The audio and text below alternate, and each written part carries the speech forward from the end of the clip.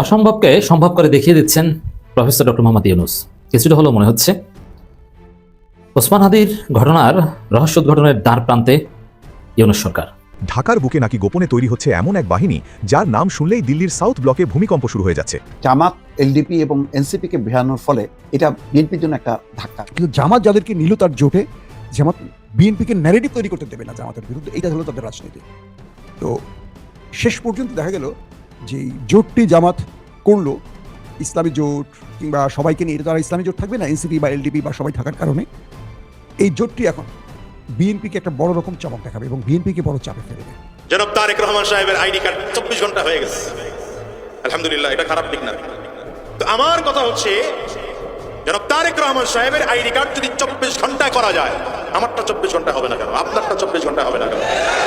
আপনারা যদি জনাব তারেক রহমান সাহেবের আইডি কার্ডটাকে মাত্র 24 ঘন্টায় করতে পারেন, তাইলে বোঝা যায় আপনাদের কাছে এমন প্রযুক্তি আছে যে 24 ঘন্টা আইডি কার্ড বের করা যায়।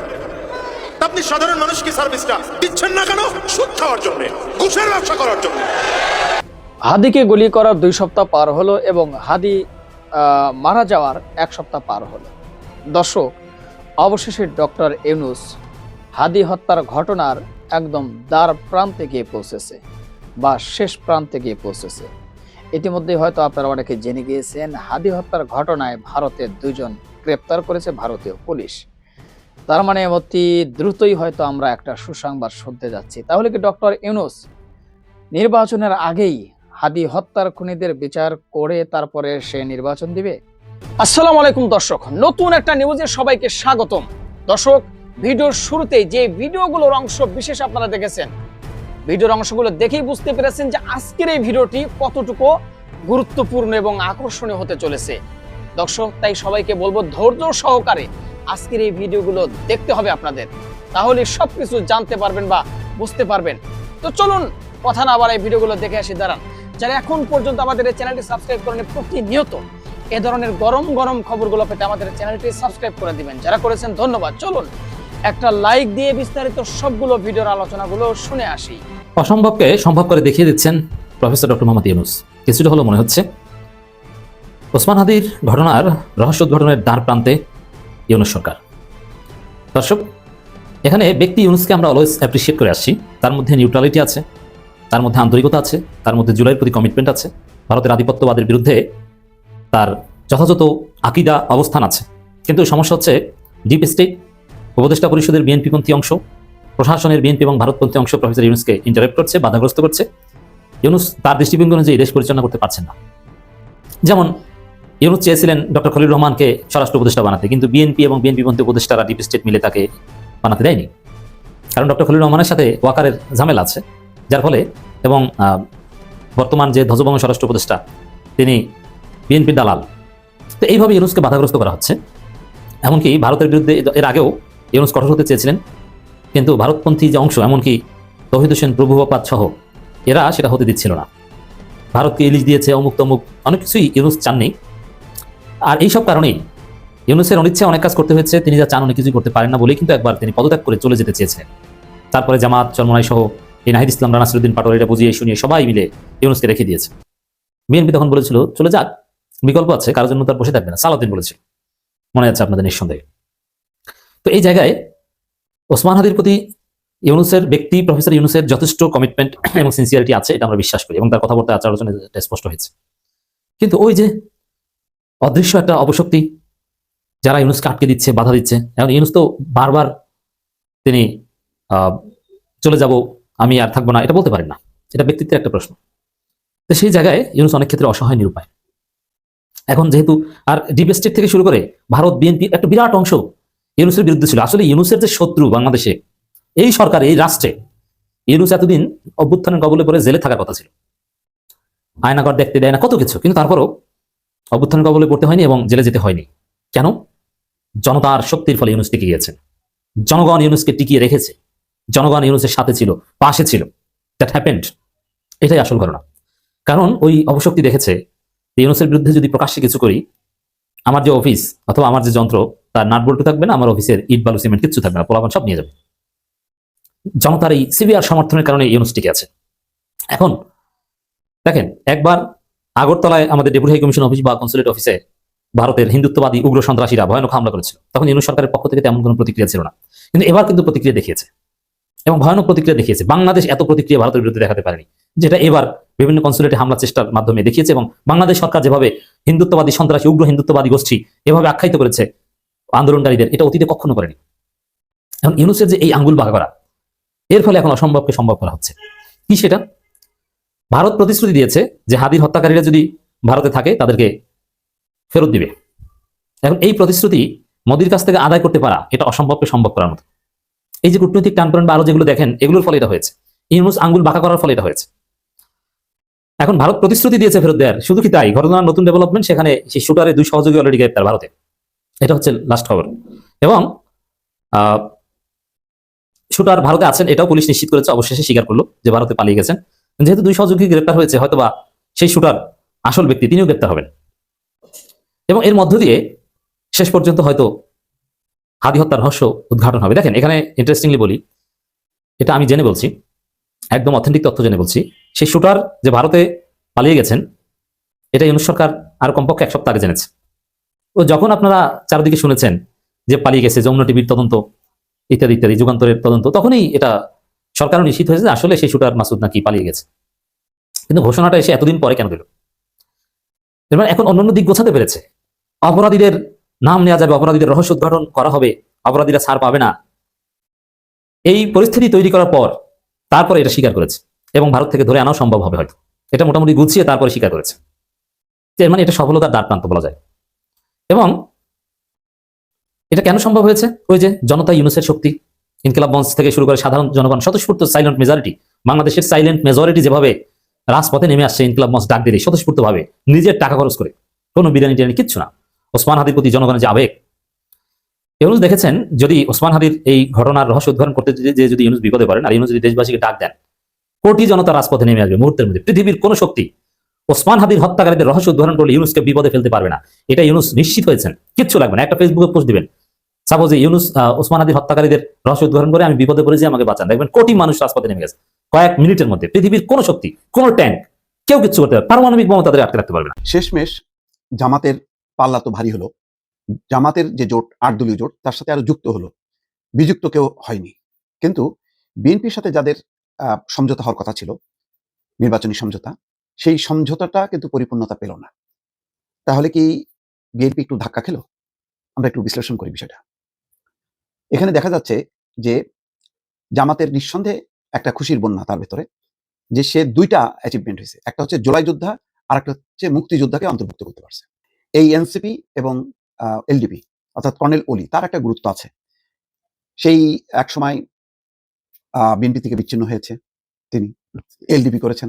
কয়েকদিন আগে রেদওয়ান আহমেদ জয়েন করলেন এলডিপি ছেড়ে বিএনপিতে। তখনই আসলে কর্নেল ওলি ধাক্কা খেয়েছে। কর্নেল ওলিকে হারানো হয়তো ঠিক হয়নি বিএনপির, কারণ কর্নেল ওলির একটা ব্যক্তি ইমেজ আছে, এবং তার ইমেজটা হচ্ছে আবার বিএনপি কেন্দ্রিক, বিএনপি ঘরানার। যেমন তার দলের একজন অন্যতম নেতা ছিলেন সাদাত হোসেন সেলিম, তার অংশের এলডিপি তিনি কিন্তু বিলুপ্ত করে বিএনপিতে ঢুকেছে। তো কর্নেল ওলিরও কিন্তু, মানে তার যতই বিরোধ থাকুক, যতই ছিটকে পড়ুক না কেন, মূলত তিনি একজন বীর মুক্তিযোদ্ধা, বীরুত্তম। তো সেই মানুষটা আজকে জামাতে গেল, নিয়ম অনুযায়ী থাকার কথা তার বিএনপিতে। তাহলে সেই অর্থে বিএনপি কিন্তু লস করলো। এবং সেই পুরনো কর্নেল ওলির সাথে যে বিরোধটা, সেই বিরোধটা কিন্তু আর মিটমাটই হলো না, অন্তত এই সমঝোতার মধ্য দিয়ে।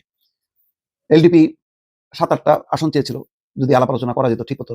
তাহলে রেদওয়ান আহমেদ সহ মানে কর্নেল ওলিকেই হয়তো বিএনপিতে নেওয়া যেত, অথবা কর্নেল ওলি তার ছেলের জন্য সাতকানিয়ার যে আসনটা, সেটা ছেড়ে দিলে ভালো হতো। এখন এটা বলা যায় লস বিএনপির জন্য। এটা একটা বলা যায় যে ধাক্কা, বড় ধরনের, মানে অন্তত মানে পরিচিত একটা ফেস চলে গেল। তারপর মাহমুদুর রহমান মান্না, যাই না নির্বাচন করতে পারবেন কি পারবেন না, তিনি ঋণ খেলাপির দায়ে অভিযুক্ত হয়ে গেলেন। কোর্ট তার আবেদন খারিজ করেছে, যদিও চেম্বার আদালতে তিনি আবেদন করেছেন। সেই মুখটাও কিন্তু নাই। এই মুখগুলিকে, যেসব মুখগুলোকে বিএনপি প্রথম দিন তারেক রহমান আসার গণসম্বর্ধনায় যাদেরকে সামনে আনলো, সেই জায়গায় যদি কর্নেল ওলি থাকতেন, মাহমুদুর রহমান মান্না থাকতেন, ভালো হতো। কিন্তু তারা কিন্তু থাকলেন না। এখন তারপরে এনসিপির সাথেও অনেক আসন নিয়ে সমঝোতা হলো, কিন্তু সম্ভবত 20টা আসন চেয়েছিল, বিএনপির কাছে। বিএনপির পক্ষে সেটা সম্ভব হয়নি, কারণ বিএনপি একটা তারা নিজেরাই প্রার্থী জটে ভুগছে। কাকে বাদ দিয়ে কাকে দেবে, মানে 5টা আসন বের করাও কঠিন। তাও 5টা আসন হয়তো দিতে পারতো, কিন্তু সেটা তো আর এনসিপি মানবে না। তো সেখানে হলো না, না হয়ে এমন একেবারে চলে গেল জামাতের বলয়। ফলে জামাতের জন্য এটা যতটা লাভ হলো, এনসিপির জন্য লাভ হয়নি, কিন্তু বিএনপির জন্য তো এটা এক ধরনের ক্ষতি হলো যে জুলাই যোদ্ধারা আর কেউ থাকলো না। তাসনিম যারা তিনি স্বতন্ত্র নির্বাচন করবেন, তাকেও যদি কয়েকজন জুলাই যোদ্ধাকে যদি ভিড়াতে পারতো, তাহলে বিএনপি বলতে পারতো যে জুলাই যোদ্ধা, মুক্তিযোদ্ধা সব আমার আছে। যদিও অনিল অলি ছাড়াও মেজর হাফিজউদ্দিন সহ আরো অনেক মুক্তিযোদ্ধা আছে, সেটা বড় ধাক্কা না, কিন্তু এনসিপিটা রাখতে পারলে বিএনপির সাথে, বিএনপির জন্য এটা প্লাস পয়েন্ট। অন্তত যে অপপ্রচার বিএনপির বিরুদ্ধে যে ভারতের সাথে আঘাত করছে, তারা সংস্কার মানে না, বিচার মানে না, এখন যেই জামাতের সাথে তাদের বিরোধ এনসিপি, যে নিম্নকক্ষ উচ্চ কক্ষে তারা চাচ্ছিল যে সংখ্যানুপাতিক নির্বাচন পিআর, সেই পিআরের মানে ইস্যুতে তো তারা মানে এখনো করেনি, সেই দাবি ছাড়েনি, সেই জোটেই তারা গেল এবং উঠে যাইতে যে তাদের নারী সদস্যরা হারালো। কিন্তু সব মিলায় এখানে বিএনপির প্রাপ্তিটা, বিএনপি আভ্যন্তরীণ ভাবেও কি খুব সংগঠিত করতে পারলো কিনা সেটা বিএনপি বলতে পারবে। সামনে যখন নির্বাচনী প্রচার অভিযানে অন্তত আরো 20-30টা আসন চেঞ্জ করা যেতে পারতো, হলে ভালো হতো। কিছু কিছু করছে, ভালো হয়েছে, যেমন কবির আহমেদ ভুইয়া ব্রাহ্মণবাড়িয়াতে যে পরিবর্তনটা আসছে ভালো হয়েছে। তারপরে সাইদ আল নোমান, যে আব্দুল আল নোমানের, প্রয়াত আব্দুল আল নোমানের পুত্র সাইদ আল নোমান, এটা সবাই অভিনন্দন জানাইছে। এমনকি রাউজানে পরিবর্তনটাও হয়েছে, সেখানে পরিবর্তনটা গিয়াস কাদের চৌধুরীর বদলে দিয়েছে গোলাম আকবর খন্দকারকে। এই পরিবর্তনটা আরো ভালো হইতে পারতো, সেটা করলো না। যাই হোক, সব মিলায় মানে এই জামাত যেটা করলো এলডিপি এবং এনসিপি কে ভেড়ানোর ফলে এটা বিএনপির জন্য একটা ধাক্কা। আমরা সম্প্রতি খেয়াল করেছি গত কয়েকদিন থেকেই ইনকিলাব মঞ্চের উদ্যোগে শাহবাগ মোড়ে শহীদ হাদি হত্যার বিচারের দাবিতে কন্টিনিউয়াসলি তারা অবস্থান কর্মসূচি পালন করছেন এবং সরকারের কাছে যে শান্তিপূর্ণ দাবি দেওয়ার বিষয়গুলো আছে সেগুলো নিয়ে তারা কথা বলছেন। প্রথম কথা হচ্ছে যে এটা এমন একটা বিষয় যে শহীদ ওসমান হাদির বিচারের দাবিটা পুরো বাংলাদেশের একটা বিষয়। এখানে দল মত রাজনৈতিক ধারা ডান বাম মিলে সব একাকার হয়ে গেছে এবং আমরা সম্প্রতি দেখেছি যে পুলিশের যে ডিএমপি কমিশনার আছেন ওনার অফিস থেকে বলা হয়েছে যে হত্যাকারীরা যারা 2জন প্রাইম সাসপেক্ট তারা এখন ভারতে আছে। কোথাও কোথাও এমনটাও পড়লাম যে মেঘালয় পুলিশ তাদেরকে ইতিমধ্যে গ্রেফতার করেছে। এখন গ্রেফতার করার বিষয়ে বাংলাদেশ সরকার এর পরবর্তী কী করছে, এক্সট্রাডিশন ট্রিটির মাধ্যমে তাদেরকে ফিরিয়ে নিয়ে আসার চেষ্টা করা হচ্ছে কিনা সেই বিষয়গুলো আমরা এখনও জানি না। এবং হাদি হত্যার বিচারের দাবিতে যারা আজকে ইনকিলাব মঞ্চের এই প্রোগ্রামে গত কয়েকদিন থেকে দিন রাত অংশগ্রহণ করছেন, অবস্থান করছেন, তাদের ন্যায্যতা এই বিচারের দাবির সাথে আমরা পুরোপুরি সংহতি প্রকাশ করছি। তবে এখানে কয়েকটা বিষয় পূর্বের অভিজ্ঞতা থেকে বলছি আর কি, আমার যে প্রিয় অনুজ সহযোদ্ধারা যারা আছেন তাদের জন্য। প্রথম কথা হচ্ছে যে এটা খুব গুরুত্বপূর্ণ একটা মোড়। আমরা শাহবাগ আন্দোলন যখন হয়েছে আমরা কিন্তু বারবার এই কথাটা তখন বলেছি যে একটা ন্যায্যতার প্রশ্নে অন্য কোনো অন্যায্যতা তৈরি করা যাবে না। তাহলে সেক্ষেত্রে ইনকিলাব মঞ্চের এই অবস্থান কর্মসূচি কি শহীদ মিনারে নেওয়া যায় কিনা অথবা রাস্তার পাশে নেওয়া যায় কিনা, এখানে রাস্তার একটা গুরুত্বপূর্ণ ইন্টারসেকশন, 3টা হাসপাতাল আছে, এই জায়গাটাতে যে সেবা আছে সেই সেবাটা যেন কোনোভাবে বিঘ্নিত না হয় এবং সেটা নিয়ে সিরিয়াসলি ইনকিলাব মঞ্চের যারা সংগঠক আছেন তারা দয়া করে ভেবে দেখবেন। দ্বিতীয় কথা হচ্ছে যে সরকারের জায়গা থেকে জানা যায় ইনকিলাব মঞ্চের পক্ষ থেকে অথবা ইনকিলাব সেন্টারের পক্ষ থেকে যা দাবি জানানো হয়েছিল যে 1 দিন 2 দিন 3 দিনের মাথায় যদি যারা দায়ী তাদেরকে গ্রেফতার করে বিচারের মুখোমুখি না করা হয় তাহলে তারা সরকারের যারা ঊর্ধ্বতন কর্মকর্তা আছেন তারা পদত্যাগ চাইবেন। এবং সেই হিসাবে আমরা দেখলাম যে যিনি স্পেশাল এইড ছিলেন স্বরাষ্ট্র মন্ত্রণালয়ে সে পদত্যাগ করেছেন। খোদাবক্স চৌধুরী সাহেব পুলিশের সাবেক আইজি ছিলেন। কিন্তু গুরুত্বপূর্ণ জায়গা যেটা, যাদের ব্যর্থতা এখানে গুরুত্বপূর্ণ সবচেয়ে বেশি প্রাইম জায়গা, সেটা হচ্ছে স্বরাষ্ট্র উপদেষ্টা এবং সচিব, যারা সিভিয়ারলি পুলিশিং করতে ব্যর্থ হয়েছেন এবং এই ডিপার্টমেন্টে শৃঙ্খলা নিয়ে আসা, এই ডিপার্টমেন্টের জন্য সরকারের পক্ষ থেকে যে দায় নেওয়া, এই দায় নেবার কোনো চেষ্টা আমরা দেখি নাই। সেখানে একমাত্র প্রফেশনাল অফিসার ছিলেন হচ্ছে আসলে খোদাবক্স চৌধুরী। তাকে আসলে বলির পাঠা বানানো হয়েছে যে তাকে এখান থেকে সরিয়ে অন্য ডিপার্টমেন্টে নেবার চেষ্টা করা অথবা অন্য কোনো একজন উপদেষ্টাকে এনে এখানে দায়িত্ব দেবার চেষ্টা করা। মানে সিরিয়াসলি এটাকে ইউনূস সরকারের যে দুর্বলতার জায়গাগুলো আমরা বারবার বলেছি যে ব্যর্থ লোকদেরকে পদ থেকে না সরিয়ে এই এদিক সেদিক করা অথবা রেখে দেওয়া অথবা রিলাক্টেন্স শো করা, কিন্তু equally at the same time একই রেজাল্ট প্রত্যাশা করা। সায়েন্সে যেটাকে আমরা কাজের ডেফিনেশন বলি, যে আপনি একটা ট্রাক ঘন্টার পর ঘন্টা সরানোর চেষ্টা করছেন কিন্তু ট্রাকটা সরাইতে পারেন নাই, তাহলে এই যে চেষ্টাটা করেছেন এই চেষ্টাটা আসলে একটা কাজ হয়েছে কিনা, কিন্তু রেজাল্ট ওরিয়েন্টেড না। তো সেই জায়গায় স্বরাষ্ট্র উপদেষ্টা এবং তার পুরো টিম সিভিয়ারলি ফেল করেছে আমাদের এই অন্তর্বর্তীকালীন সরকারের এবং গণ অভ্যুত্থানের আকাঙ্ক্ষা ডেলিভার করবার জন্য। এর বাইরে হচ্ছে নির্বাচন আসন্ন, এবং আসন্ন নির্বাচনকে কেন্দ্র করে যে পরিমাণ ইস্যুস ডেভেলপ করতেছে প্রত্যেকটা সংসদীয় আসনে, এবং প্রচারণা যখন শুরু হবে জানুয়ারির 3rd উইকের দিকে, তখন যে পরিমাণ চ্যালেঞ্জ তৈরি হবে, সেই চ্যালেঞ্জের জায়গা থেকে আমরা বোধ করছি যে এইটা আরও মোটা দাগে পুরো এলাকার পরিবেশকে বিনষ্ট করবে। এবং যে ধরনের কম্বিং অপারেশন আমরা দেখতে চাই, একটা সিরিয়াস স্পেশাল পাওয়ার অ্যাক্টে অথবা অন্য কোনো আইনে ডিস্ট্রিক্ট ম্যাজিস্ট্রেসি ইউজ করে ক্রিমিনালদেরকে, যারা নির্বাচনটাকে ভণ্ডুল করবার চেষ্টা করছেন, সেই মানুষগুলোকে কন্টেইন করবার যে চেষ্টা, আমরা আইনশৃঙ্খলা বাহিনীর পক্ষ থেকে সেরকম কোনো উদ্যোগ চেষ্টা দেখতে পাচ্ছি না, এবং যেটাতে উপর আস্থা আনা যায়। আমরা অন্তর্বর্তীকালীন সরকার এবং নির্বাচন কমিশনকে এই জন্য বারবার বলেছি যে এই বিষয়গুলোতে সিরিয়াসলি অ্যাকশনে যাওয়া দরকার, এবং দায়িত্বশীল আচরণের বন্দোবস্ত করা দরকার, যেন যারা আমরা নির্বাচন করব রাজনৈতিক দল, কর্মী এবং ভোটাররা আস্থা পান যে আসলে এই সরকার একটা নিরাপদ পরিবেশ তৈরি করতে পারছে। তো সেই বাস্তবতায় এই দাবিগুলো ইনকিলাব মঞ্চের এবং শহীদ হাদিকে যারা ভালোবাসে তাদের পক্ষ থেকে অবশ্যই ন্যায্য দাবি, এবং সেই দাবিগুলোর ন্যায্যতা কোনোভাবে অস্বীকার করার সুযোগ নাই। কিন্তু সরকারকে এইটার জন্য নেগোশিয়েট করা দরকার, তাদের সাথে বসা দরকার, বিচারের জন্য তারা কী করছে এবং এই দাবিটাকে কতটুকু জনবান্ধব দাবি আকারে প্রতিদিন প্রতি রাতে প্রকাশ করা যায় সেটা গুরুত্বপূর্ণ। দর্শক, আশা করি সবগুলো ভিডিওই দেখেছেন এবং বিস্তারিত আলোচনা আপনারা মনোযোগ সহকারে শুনেছেন। তো অবশ্যই এবার আপনাদের মূল্যবান মতামত জানিয়ে দিবেন, পারলে ভিডিওটি শেয়ার করে সবারই দেখার সুযোগ করে দিবেন। আর আমাদের এই চ্যানেল নাসির ইসলামিক মিডিয়া সেন্টারে যদি আপনারা নতুন হন, প্রতিনিয়ত এই ধরনের আপডেট, গরম গরম খবর পেতে আমাদের এই চ্যানেলটি সাবস্ক্রাইব করে আমাদের সাথে থাকবেন। ইতিমধ্যে যারা অলরেডি সাবস্ক্রাইব করে দিয়েছেন সবাইকে অসংখ্য ধন্যবাদ জানিয়ে আজকের মতো এখানে বিদায় নিচ্ছি। আবারও দেখা হবে, কথা হবে নতুন কোনো টপিক, নতুন কোনো ভিডিও নিয়ে। সে পর্যন্ত সবাই ভালো থাকবেন, সুস্থ থাকবেন। আল্লাহ হাফেজ।